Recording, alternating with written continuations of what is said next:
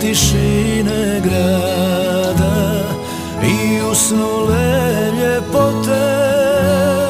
Tiha se čuje gitara, la musica di notte. Ako si pošla spavat, bila ti laka noć, družina moja s pjesmom za kanta će ti doć.